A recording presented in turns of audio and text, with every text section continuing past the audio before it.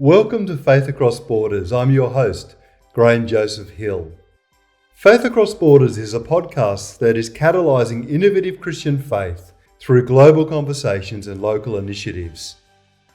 Each week we bring you insightful conversations with experts, leaders and visionaries around the world who bring new perspectives in growing your faith in your spiritual journey.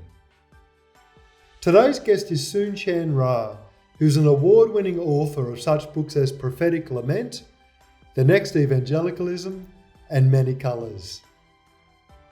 For sponsorship inquiries, please email faithacrossborders@gmail.com. Please stay tuned. You've made mention that there has been a shift in the global church towards the south and the east. There's been a diversification of the church in the west as well. And yet still evangelicalism is captive to white culture.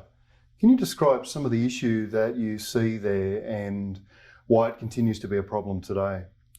Sure. What we've definitely seen is the shift in terms of population. This is very well documented. We've seen over the last 100 plus years the shift of the global Christian population away from Europe and North America towards Africa, Asia, Latin America. Historians, missiologists, demographers have all documented this very thoroughly. Some of my research has looked at the shift that has occurred in the demographics, not only of global Christianity, but of Western Christianity as well, but particularly here in the United States, where with the influx of immigration in the 1960s forward, what we've seen is the browning of America in general, meaning we have more immigrants coming in from Africa, Asia, and Latin America than ever before. And that trend has only increased, and coupled with the birth rates that have changed also, we're looking at a society that is increasingly diverse. And that's just a normal part of what we've seen as in terms of our social change in American society. The initial reaction to that was the more immigrants we have from outside of Europe, the less Christian we will be. And a number of sociologists have noted, no, actually, that's not what's happening. Stephen Warner at the University of Illinois, Chicago says, this is not the de-Christianization of America, it's the de-Europeanization of American Christianity, which is a very significant distinction to be able to say the population shift in terms of the larger demographic has actually yielded a strengthening of Christianity rather than a weakening of Christianity. With that diversification going on, why do you think it still is the case that American evangelicalism, but I think evangelicalism globally, is still captive to white Western culture? Yeah, and that's the most important question we have to deal with, because the demographics are clear, but the power structures remain the same. The influence remains the same. The authors remain the same. So what we're dealing with is a mismatch of the conditions on the ground, as in much more diversity, much greater globalization, much more multi-ethnicity on the ground in the churches, the number of Christians, etc. But we have to ask the questions, who are writing the books that shape the thought process of the American Christian? Whose churches are held up as the models? Who are the pastors that we elevate at conferences, and whose voices are seen as representative of American Christianity or Western Christianity? And so that's the disconnect that I'm trying to figure out and deal with. And what I point towards is one of those factors is that we have been captive to an expression of Christianity that is highly westernized. So if you think in terms of what's been the dominant expression of Christianity, not only in the West, but globally for the last several thousand years, in fact. And it's come from Western approaches, philosophies, Western ecclesiology.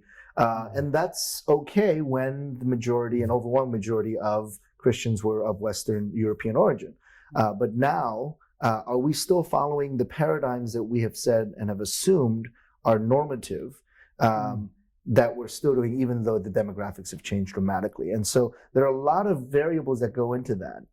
I point out things like individualism, where a hyper-individualistic worldview, which emerges out of the European mindset, has so shaped Christianity as a whole that when societies that think much more in a collective, corporate, social ways of thinking, those ways are usually dismissed as, well, that's not as important as an individualistic personal piety.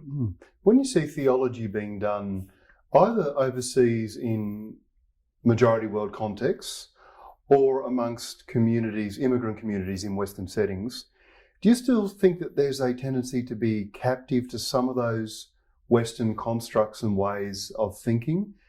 And if so, what are some of the ways that they can be deconstructed? Yeah, that's a great question. I think there's a line between relevance and captivity. And what I think has happened over the last few years is that relevance has become captivity, where, of course, it's important to be relevant. As someone who teaches in the area of evangelism, one of the things I teach my students is make sure that your communication is culturally relevant. Make sure that if you're, in terms of language, in terms of cultural symbols, you want to make sure that it is the right way to speak to a particular people group. What happened, though, is that the relevance that was seen as significant for Western, European, American vision and perspective became normative for everybody else.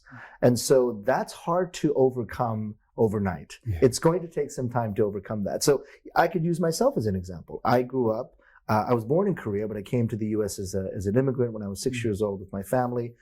So even though I remember and grew up in an immigrant Korean family and the values and traditions of that Korean family, my education, especially my formal education, was in the American school system. The degrees that I got are from American institutions or U.S. institutions of higher education. And so I'm taught to think like an American. I was raised from first grade on to think about, view the world through the lens of American perspective. And some of that is helpful, an individuation that was helpful for me. Some of that is harmful, an American exceptionalism that is not so helpful. Now, I could see that as it's helpful for me to understand American culture and to be relevant, to be able to communicate to the country and people that I live among. But if I believe that that's the only way to view the world, then I've slipped into a captivity. So because we've had a dominant demographic for so long, Western, European, North American dominance, we've assumed that what was relevant for that group is the normative for everybody else. And that's where it enters the captivity. How do you see individualism, consumerism, materialism, and also racism at the heart of white Western evangelical Christianity? That's a great question. Individualism is something that I've encountered over and over again. And it's been pointed out by other scholars and theologians and those who observe Christianity here in the West. And what I argue for is that that's not really a biblical value system. In the Bible, because it's written in the Greco-Roman Hellenistic context, but also in the Hebraic Jewish context, it really blends together an increasing individualism in the West that you encounter in Hellenistic culture, but certainly much more tribal, kinship, community, relational oriented that you see in kind of the Hebrew Jewish culture. And so what we've done is we've elevated one particular narrative over the other because the dominant narrative in Western culture is individualism. Now, that can be a positive contribution. Like I said earlier, individuation, the ability to differentiate yourself from your family, your history, can be a very positive thing, as in, I do not inherit the sinful tendencies or the fallenness or the negativity of my family background, but that I as an individual can have access to faith. Very important concept. But then if it becomes, now I will live out my faith only as an individual and distinct from community, and my family doesn't matter, and my social networks don't matter, my neighborhood doesn't matter, now you've crossed the line from relevance to captivity. And that's where I think the issue is not, is it individualism per se? There are some strengths to individualism. But what we've done is we've taken all of it almost haphazardly and said individualism is central to the way we understand the gospel. And so when we think about how do we lead people to Christ, in the scriptures we see quite often communities, someone and their whole household come into faith. The idea of the whole people of God, the nation of Israel, under the grace and the sovereign grace of God. Well, those are not ideas that we actually engage in Western culture anymore because we become so individualized. And do you see consumerism and materialism having a real effect on the way in which white Western evangelicalism in particular has taken form? Yeah, I think the consumerism piece is relatively unique and new to Western Christianity over the last 100 years or so. Not to say that we invented consumerism or materialism for that matter, but I think we've perfected it, or we've done a really good job of advancing it. And when you think about how much our lives in the West are wrapped around consumerism, and how much of our lives are wrapped around materialism, that we practice our consumerism so deeply that we can't imagine practicing Christianity outside of our consumerism. Very interesting book by Vince Miller called Consuming Religion. And Dr. Miller talks about how the practices of consumerism shape even our social justice activism, our concern for the poor. So he talks about how there are certain campaigns that have these massive media campaigns. And one of the things they try to do for you to address global poverty is to buy things. Now, at that point, what's happening there? We're so captive to materialism that we don't see how buying things actually contributes to poverty. Instead, we see buying things as an answer to poverty. So there's some dysfunction there in terms of how we have so bought into a consumer materialistic lifestyle that we can't actually see ourselves outside of that. We see this in a lot of our church life. One of the examples that I use is this whole idea of church shopping, which I think I see a lot among Christians in the West, and particularly in the U.S. Church is another commodity to be shopped for. You do a product analysis of the church.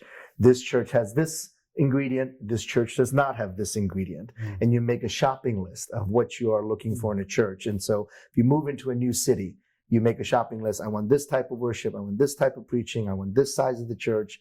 I want this type of building. I want this type of program. And that's how you consume the church. You buy the church that you want. And that just strikes so against the heart of the gospel, where we're not buying a product and we're not listing the ingredients in a product. We're becoming part of a community. We're becoming part of the life of the body of Christ. And so that's the kind of captivity where in our everyday practices, we practice consumerism over and against the life of the church. One thing that really frustrates me is that still so many of not only the books that have been sold, but the conferences are filled with white, male, middle class, Western, middle-aged. And I think it just doesn't represent the church. And I wonder about the racism that and the myopia that is shaping us. I mean, one is just a plain sociological reality that most Christians in the West still do not understand how global of a Christianity we're in. Not just in the global scale, but even in the U.S. Most Christians are assuming, well, of course, we have an overwhelming majority of Christians in the U.S. who are white, maybe from the South. And they're kind of stereotypes of what we imagine Christianity to be in the 21st century. And those stereotypes don't hold up anymore. And so part of that, I think, is a racialized view of the world that sees Christian identity wrapped up with a particular racial group. Western, upper middle class, white, living in a suburb of a major U.S. city, education level, etc. And we've not challenged those notions enough. And that's what we need to start challenging these notions of. And so I talk about conferences because conferences shape what pastors hear. And then in turn, it gets formed into what gets communicated into the local church context. So let's say there's a conference on effective pastoral ministry. And I've seen these conferences. I've kept track of these conferences. They have 40 speakers, 39 speakers are white males in their 40s or 50s, 30s, 40s, and 50s. So what you've done is you've told the pastors, 3,000 pastors that are at this conference, these are the models. This is the height of effective ministry, these 40 people, and 39 of them happen to be white males. So what you've communicated, even without saying it explicitly, is the superiority of one people group over and against the superiority of another people group. And that's the dilemma that I think many churches are grappling with, because they're seeing models of ministry that favor one people group over another, to say, this person represents what Christianity is about in the U.S. And that person is almost always a white male, upper middle class in a Midwestern or Southern suburb. So what does that form in our imagination, in our understanding of the world, our worldview, and how does that get translated into our churches as well? How is racism the original sin of American evangelicalism, and what are some other ways in which you see it surfacing in other forms of Western Christianity? Yeah, I think the idea of racism as sin needs to be more fully developed, and some of my writing is trying to explore that a little bit more. We've oftentimes seen racism through the lens of a sociological problem, because most assume, and somewhat correctly, that race is of sociological origin, not necessarily of biological origin, that it was a construct by society to make distinction between peoples. That may be true, but it was coming out of a theological imagination that created that social construct. So those are some of the factors that need to be understood more deeply to appreciate there is a sociology at work, but there's a theology behind that sociology. And that's why I point to something like, well, the original sin of American society is the sin of racism. Because what we've done is we have built a nation on the economics of white supremacy. Because the economics are, we can use Native American land because we hold a superior position over the Native Americans. We're a better civilization, we're a better people, we're more Christian, our expression of Christianity and religion is better than those Native Americans. And so that superiority allows the colonists to say, we can do away with the Native Americans on this continent. And then to say, well, we're also superior than the African bodies that are found in the continent of Africa. And we're more in the image of God, they're less in the image of God. So we can take African lives and bring it across the Atlantic Ocean and use them as slave labor. So that's what I mean by the original sin. So that's a social historical reality for American society as a whole, but maybe more problematically, it comes out of a theological imagination that is dysfunctional.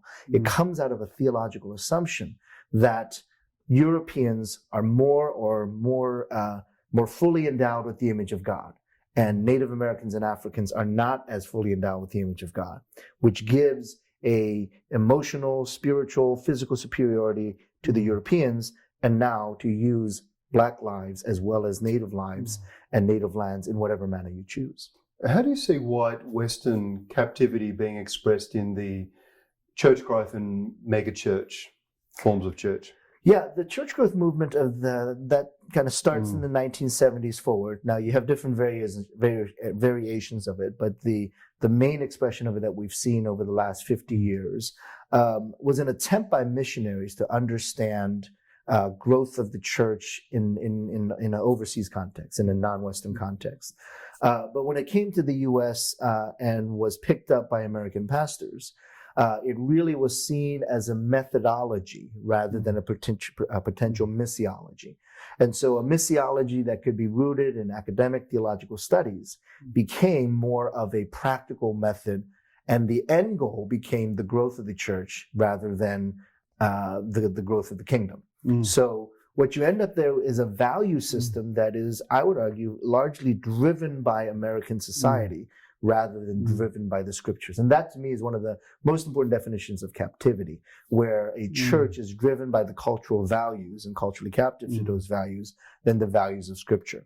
So when we look at some of the end goals of the church growth movement, it's growth. Now, am I opposed to growth? No, but I want to specify healthy growth versus dysfunctional growth. If growth is an end in and of itself, then now you've entered into, you measure the success of the church by very secular social values rather than biblical values. So how will we be judged as a church? Well, I look at Matthew 25 as a much better indication of how Christ will judge his church. And it's not based upon how many members do you have in your church, how large is your building, how nice are your parking lots? How clean are your bathrooms? That's not what Matthew 25 talks about. It says, actually, whatever you've done to the very least of my brothers and sisters, you've done unto me.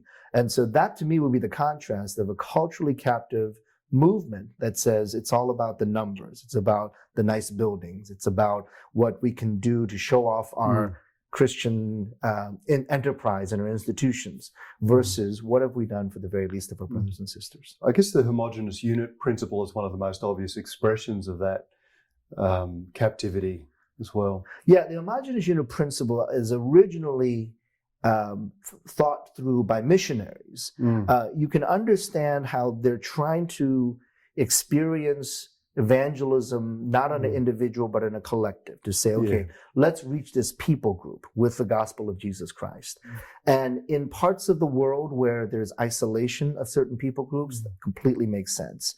But in the US context, where there is a wider range of people groups and a intersection and a connection within people groups in American society, it doesn't make as much sense. And so the homogeneous unit principle in the US has meant, well, we work together, we go to school together, we might even live in the same neighborhoods, but we're going to go to church separately because we feel more comfortable with people that are like us. And at that moment, the value of comfort, and tied into that is the value of materialism, has trumped the value of Revelation chapter 7, verse 9. It's trumped the value of Genesis, which talks about all of humanity made in the image of God. It trumps the value of Micah chapter 4, which shows a reconciliation of all people in the mountain of Yahweh. And so what we've done is, again, we've taken a cultural value, which says, I feel really much more comfortable when I'm with people that are like myself, people that are of the same socioeconomic background, people of the same education level, and maybe most importantly, people of the same racial and ethnic group. Therefore, I'm going to build my churches along that principle of comfort, safety, agreeability with people that are like myself, and ignore what the kingdom of God really points towards, which is a unity that comes out of a tremendous diversity in the kingdom of God. How successful have you been having this conversation with Korean American congregations? That's a great question. When I talk about multi-ethnic congregation and racial reconciliation, I think some people assume that I'm expecting every single church in the world, or just in the U.S., to be multi-ethnic. And I'm actually not in that position to say that every church in the U.S. should be multi-ethnic. I do believe there are places in the church's history and moments in terms of kind of the sociological reality of American society that we do need single ethnic churches. So I use the example of my mom. She's in her 80s now. She has lived in the U.S. for several decades, but her English is still not good. She's retired now, but for many years she was working long hours in an inner city neighborhood, working at a carryout. So 6 days out of the week, she was using a language and engaged in a culture that was clearly not her own. She's clearly much more comfortable in Korean. Her English is broken. Her cultural value systems are much more Korean than they are American. And so 6 days a week, she lives in a place of constant discomfort. That one day out of the week, that Sunday, was the one opportunity for her to hear a sermon in her heart language, to not have to worry about cultural variables and all of that, because she's constantly worried about that 6 days a week. But that seventh day at church is where she can be accepted. In many Korean churches, you have folks who are marginalized from society. And this is true very much of all immigrants, but immigrants always experience some kind of drop in social status, where because of language, culture, they were middle class in Korea. They come to the U.S., they're servant class, or they're not working in management, they're not working in service industry or janitorial or whatever job they can take. And so that social status might need to be recovered in the context of the church, where they're not the janitor, they're not the food service person, they're a deacon, they're an elder. And that's a pretty important part of restoring of that dignity for that immigrant. And so when I look at my mom to say, okay, 6 days a week, she struggles in a foreign language. She lives in a foreign culture. That seventh day, do I take that away from her? As a son, I say, no, I want her to have that place where she feels affirmed in the way God has made her. Whereas the other 6 days a week, she's not being affirmed in the way that God has made her. So I want to affirm the importance of ethnic immigrant churches and those communities. Another example would be the African American church, where 6 days out of the week, they are the marginalized group.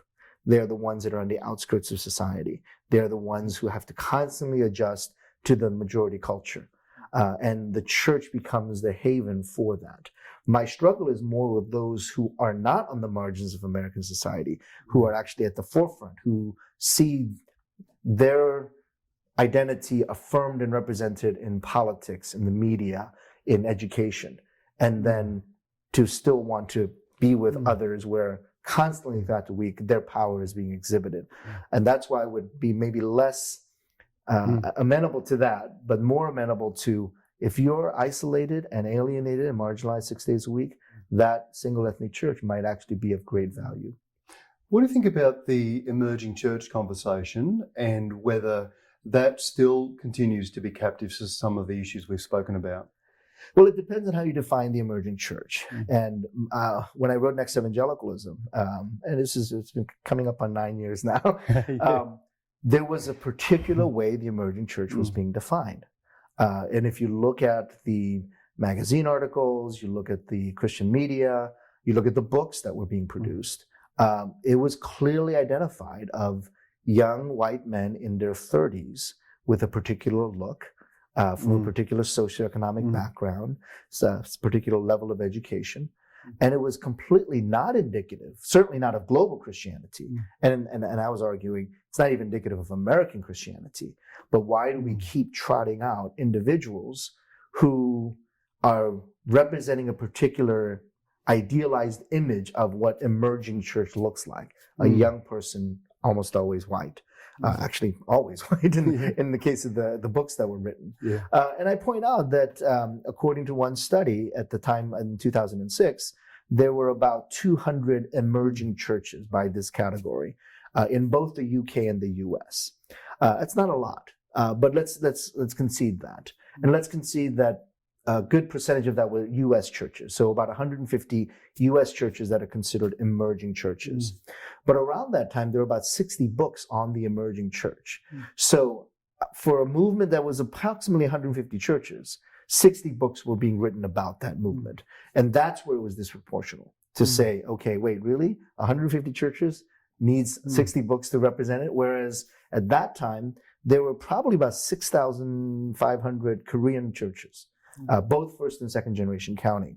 And there was maybe 1 or 2 books written about that community. So that's what I meant by how do you define emerging church? 10 years ago, it was clearly defined as young white male with a particular look from a particular background. And that was the way evangelicals saw the emerging church. Every conference that I went to, every book that I read was pointing towards the emerging church in those terms. What I'm arguing for the last 10 years has been, we have to take a look at what's happening in Africa. We have to take a look at what's happening in Asia. And even more so, because it's so close to home, we have to look at the African American church. We have to look at the Asian American church. And certainly the Spanish-speaking population in the United States, the second generation Latinos, those are completely unrepresented. So when you say 10 years ago, what does a person in the emerging church look like? People had a pretty good idea. White male, 30 years old. Now we have to say, what does that person look like? Hopefully we have a different set of answers. Well, it includes the 24-year-old Latino, bilingual, bicultural young man. It includes the Asian American college student. It includes the African American, so it encompasses a lot more than what had previously been a pretty narrow definition. Well, the Australian experience is the same as the American one, I think, and that is that the growing edge or the growing communities in our society are immigrant communities, immigrant churches. And I think that is a Western experience, actually. Yeah, and you're seeing this in Europe as well. And it's two trends kind of intersecting with each other. The first trend in the U.S. that we've seen over the last 10, 15 years, from about 1990 forward, I think, has been the decline of white evangelicals or white mainstream Christians. And this is pretty well documented, some studies that were done in the middle of 2000s, talking about the fastest growing religious identification. That group is the nuns, or the NONES, or the spiritual but not religious. So that group are white who are formerly evangelical or even formerly mainline, who are leaving the church in huge numbers, a younger generation. What was not being tracked were the number of immigrants who were Christians, evangelical in nature, in their theology, who were starting churches everywhere. Spanish-speaking storefront churches, kind of a new wave of hip-hop churches, a number of Pan-Asian and multi-ethnic Asian churches. These churches were off of everybody's radar. And those were the churches that needed to be looked at. And It's happening in the US, it's happening in Australia, it's happening in Europe as well, where immigration has changed the face of Western Christianity. How do you think that African American and Native American communities are providing us examples of ways in which we can break free of some of this captivity? That's a great question.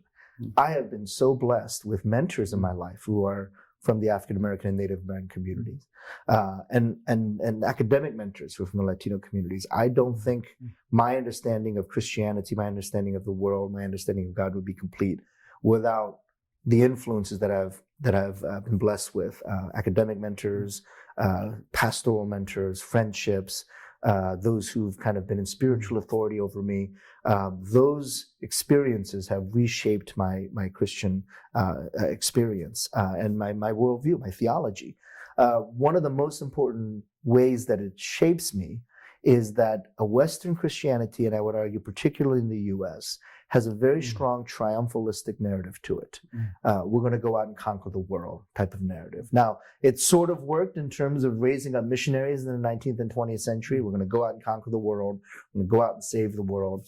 I think the danger is when you have a global Christianity that doesn't quite fit that paradigm anymore. A triumphalism actually is horribly destructive because you're trying to fix the world's problems without any sense of understanding of what's going on in the world at all, without realizing maybe you're contributing to that problem rather than helping that problem. So this strong triumphalistic tied in with this Western exceptionalism, but American exceptionalism, I think it's going to be and continues to be very destructive to global Christianity because it elevates Western Christianity over and above to say, we're going to go out and fix the world's problems. We're going to go out because we are an exceptional people, that, Americans are exceptional Christians.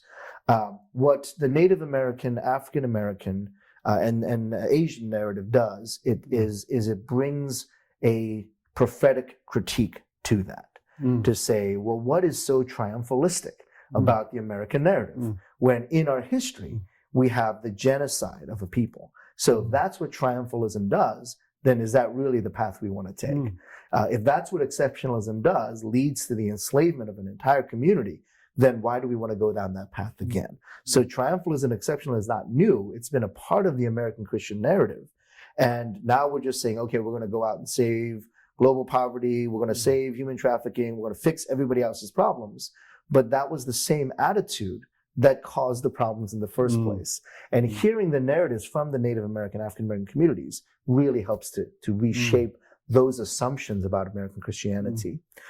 The other factor for me that's very critical is something that I've been reflecting on is the absence of lament in American society, Western society as a whole, that in the scriptures we have lament everywhere. 40% of the Psalms are lament. Jesus laments.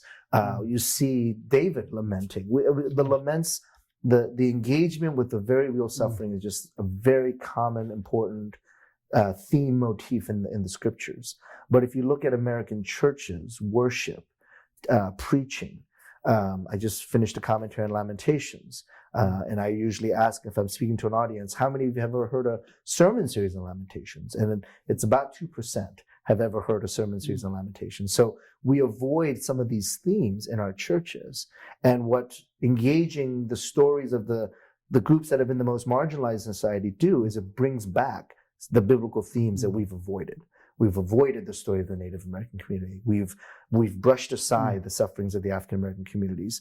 What hearing those stories do is it restores the discipline and practice of lament, which, because we've had the absence of lament, we've had a half a theology. We've had, especially in our theology of worship, we only get half the story because we get the praise, but we don't get the lament. You've offered a threefold action plan as well, of confession, submission, and diversification. Do you want to describe something of what that action plan looks like? Well, confession is critical, I think, especially as Christians, to be able to say, when we are confronted with the reality of sin, part of the Christian faith is to acknowledge that sin and to confess that sin and to trust in the Lord to be able to deal with that sin on our behalf. But it really must begin with that confession. And I think what we've done is we've put the onus on the victims rather than the perpetrators. And so I often hear, well, people still should forgive even if they're not asked forgiveness. To me, that's not the issue. The issue is, well, that still doesn't absolve the perpetrator. And you're again re-victimizing the victim to say, well, it's your responsibility to forgive. Well, actually, we still need to go back to the perpetrators and the history of that. And so confession, the multiple levels of that confession is that we begin with acknowledging the truth. We are revealing the truth of our human fallenness and sinfulness. And if we were to think on an individual level, we would always say, yeah, that's where you begin when you talk about leading someone to Christ. You begin with confession of sin. You begin with the reality of human sinfulness. So why are we not doing that when we talk about the church? Why are we not doing that when we're talking about society or communities or neighborhoods? That we need to deal with the historical reality of sin and to confess that in the same way we would ask an individual to do that, to be led to Christ. Why would we not do that for the church? So confession, I think, is a practice, and that ties into the absence of lament, is a practice that we've lost in the church. And then submission as well. Submission is important because when we have imbalanced power dynamics, submission upends that. So for extended periods in human history, we've had the dominance, whether by theological force or by military power or by political suasion or educational authority. We've had the dominance of Western culture. It's hard to deny that for several centuries now.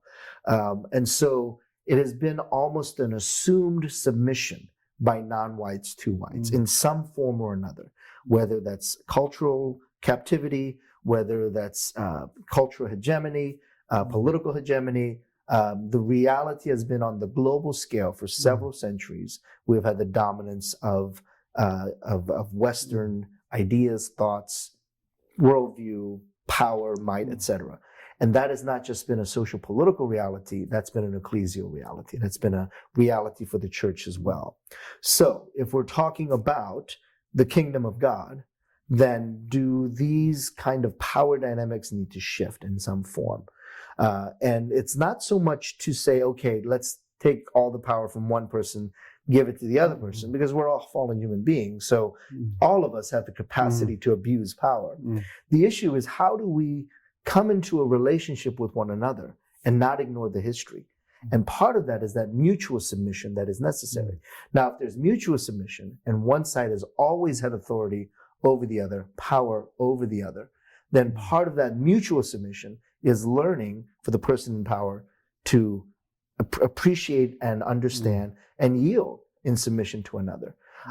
That, to me, at that point, is not just about, are we taking power from here and shifting it over here? It's more, well, what's good for the person over here who has all the power?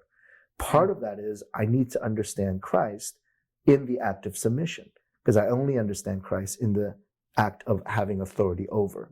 And that's not the full understanding of who Christ is. So submission is not necessarily, okay, let's give the powerful all the power, or the powerless all the power, shift it over, but to say, actually, this might be good for the powerful to experience a way of relating to the gospel that they don't know. They don't know the full story because they've always been the ones in authority. So for me personally, that has meant, how do I learn and how do I put myself in authority for those who are different from my ethnicity? As an Asian American, one of the ways I gain power is by being in community with other Asian Americans. It's where I'm most at home. It's where I'm most at ease, because I know the cultural value system. I know the relational value system. So for me to say, okay, can I put myself under the authority of someone who is different from me? Can I put myself where that requires a great deal of submission? And am I willing to do that? I say yes, because that's part of being part of the kingdom. It's also good for me to understand more the person of Christ through that act. And how do we cultivate further diversification in the life of the church? Yeah, and I think the first two are helpful.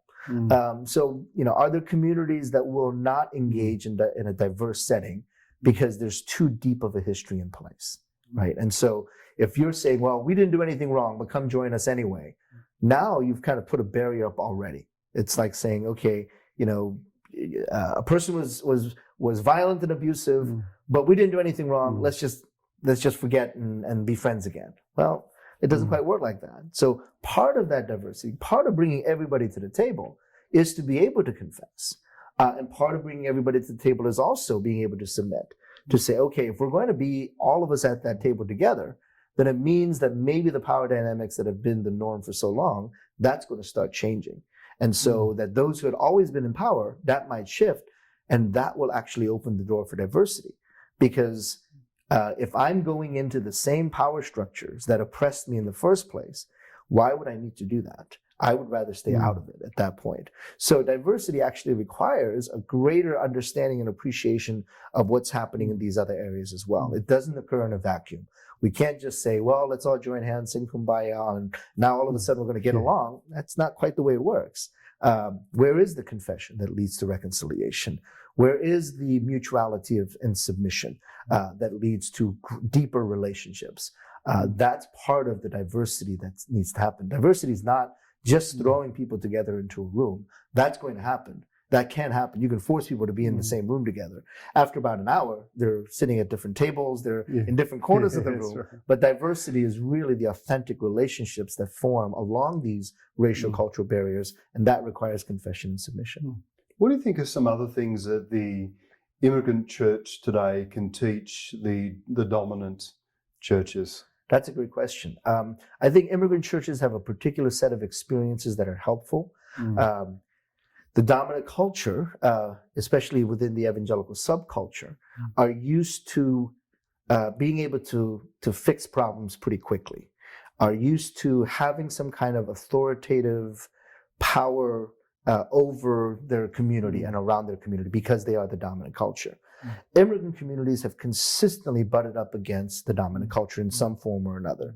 Immigrant communities are used to being on the margins and worshiping on the margins and working on the margins. All of the experiences of marginalization that immigrants have had, that actually, I would argue, could potentially be a positive experience because it brings to us an experience of Christ that the dominant culture does not have.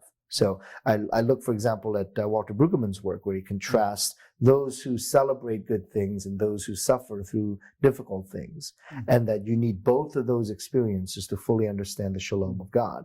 And so in a culture that is dominant, in a community that has seen success after success, they've grown mega churches and they've written the books and they've built the seminaries and the denominations, to hear the stories of those who have struggled and suffered, those are important restorative narratives to a theology that is incomplete for the dominant culture. And so it's not saying we need to go help these poor immigrants. It's to say they have an understanding of the gospel that I don't have because I've lived in privilege and luxury and affluence and comfort. I need the stories of suffering and struggle. I need the ability that immigrants have to move through multiple cultural dynamics, whereas the dominant culture, because you're in the dominant culture, you don't have to move through multiple cultural dynamics. Immigrants don't have a choice. So it's not, let's go help these poor people out. It's what my spirituality, my theology is incomplete unless I'm in community with people that are different from me. As an Australian who's a guest in the United States, one thing I do notice is how hyphenated identities are here. Yeah. It seems like a very American thing. Are hyphenated identities a good thing, or are there some difficulties associated with them? What's your sense about all that? Yeah, the hyphenated identity is interesting if you look at it from a sociological phenomenon. And some of that is the narrative of the United States. It's a different narrative. It's a narrative that says, supposedly throughout our entire history, we've wanted to embrace the newcomer. Right. And you had to do that because the Anglos that first populated after the natives, after the native population here were the Anglos, and they were the strangers. They were the outsiders. And so you have to develop a narrative of, well, if that's the case, then if the natives are our host, then we have to make some sort of justification as to why we're here. And so the narrative develops in the American continent.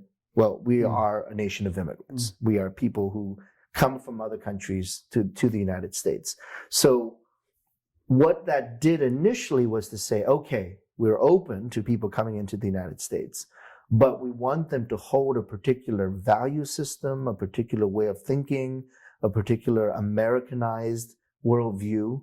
And that's where the image of the great American melting pot comes in, where we actually want to melt away your Irishness. We want to melt away your Koreanness. We want to melt away your Mexicanness and do away with that so we can have more of a monolithic culture, monoethnic type of expression, a culture that covers everybody.